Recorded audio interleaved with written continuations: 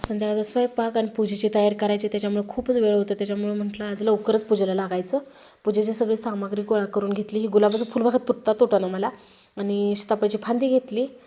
सीताफळाची फांदी घेऊन आता पूजेची तयारी करायची. देवापुढं पहिल्यांदा आरती अगरबत्ती लावून घेतली. कळशीला हळदी कुंकू लावून घेतलं. त्यात रुपया सुपारी टाकली आणि स्वामींची पण पूजा करून घेतली. आज गुरुवार आहे म्हटलं मी स्वामींची पण पूजा. तांदूळ ठेवलं, तांदळावर हळदी कुंकू ठेवून कळशी ठेवून घेतली. ही महालक्ष्मीचं यंत्र मी कोल्हापुरातून आणलं आहे, त्याची पण पूजा करून घेतली आणि स्वामींची पण पूजा करून घेतली. आणि खेडेगावात राहत असल्यामुळे आमच्याकडे 5 फळं असं म्हणजे 5 फळं अशी सगळी मिळत नाहीत. त्याच्यामुळे जेवढी केळी मिळाली मी तेवढीच मांडणी करून घेतली बघा. आणि एक मोसंबी होती.